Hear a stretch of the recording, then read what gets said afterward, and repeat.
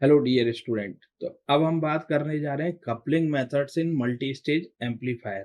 Basically जब हम multi stage amplifier में एक एम्पलीफायर स्टेज का आउटपुट दूसरे एम्पलीफायर स्टेज के इनपुट में प्रोवाइड करते हैं, तब हमें डिमांड होती है कि यहाँ पे डीसी सिग्नल, एक स्टेज के डीसी सिग्नल को दूसरे स्टेज के डीसी सिग्नल में नहीं भेजना है, कि जिससे जिससे मुझे रोकना है, प्रिवेंट करना है फर्स्ट स्टेज के डीसी सिग्नल को सेकंड स्टेज के डीसी सिग्नल में जाने से। इससे ये होता है कि दूसरे स्टेज का जो ऑपरेटिंग पॉइंट है वो डिस्टर्ब ना हो, केवल हमें एसी सिग्नल को ही पास करना है। तो इसके लिए हम मेथड्स यूज करते हैं।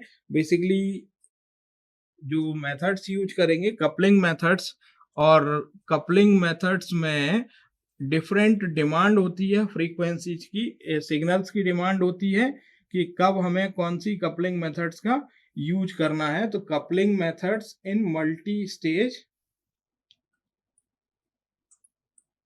एम्पलीफायर,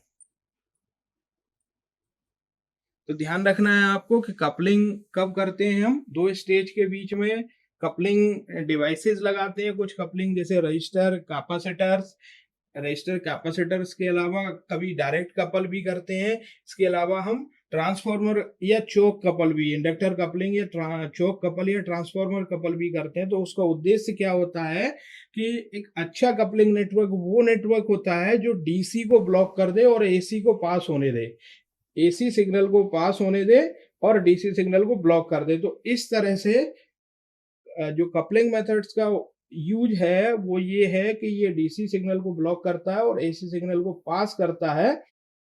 कभी कभी क्या होता है कि जब हम सर्किट्स में कपलिंग डिवाइस जो यूज करते हैं उसके कारण से इम्पिडेंस वेरी करता है। अगर कपलिंग डिवाइसेस में फ्रीक्वेंसी कंपोनेंट्स हैं जैसे इंडक्टर और कैपेसिटर, तो उसके कारण फ्रीक्वेंसी रिस्पॉन्स अफेक्ट होती है। तो इस तरह की फ्रीक्वेंसी रिस्पॉन्स जो अफेक्ट होती है, उस तरह की जो कपलिंग मेथड्स हैं उसका हमें ध्यान रखना है कि जब भी ऑडियो फ्रीक्वेंसी और रेडियो फ्रीक्वेंसी की बात करेंगे तब हमें इंडक्टर या चोक कपलिंग या कैपेसिटर कपलिंग का यूज करते हैं। तो इस तरह से जो कपलिंग यूज करेंगे उसका फ्रीक्वेंसी रिस्पॉन्स पे इफेक्ट होता है। तो इसको ध्यान में रखते हुए भी हम कपलिंग मेथड का उपयोग करेंगे। तो जैसे हम क्लासिफाई कर सकते हैं कपलिंग मेथड को। First is the direct coupling,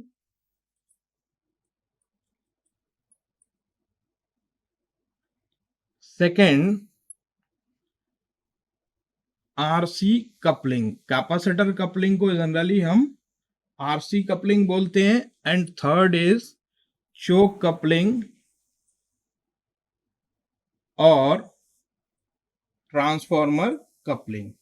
जहां इंडक्टर या ट्रांसफॉर्मिंग इफेक्ट आ जाता है तो उसे चोक कपलिंग और ट्रांसफार्मर कपलिंग बोलते हैं।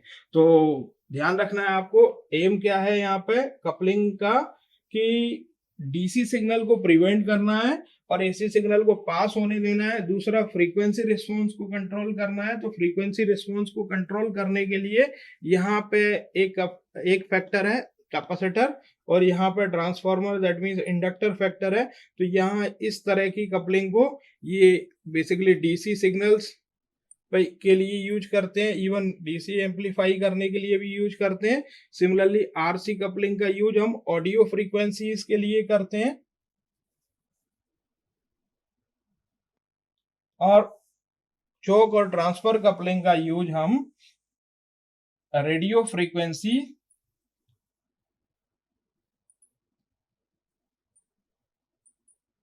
और हम कह सकते हैं कि इसका यूज ट्यूनिंग सर्किट में भी कर सकते हैं, ट्यूनिंग सर्किट में भी करते हैं। Thank you.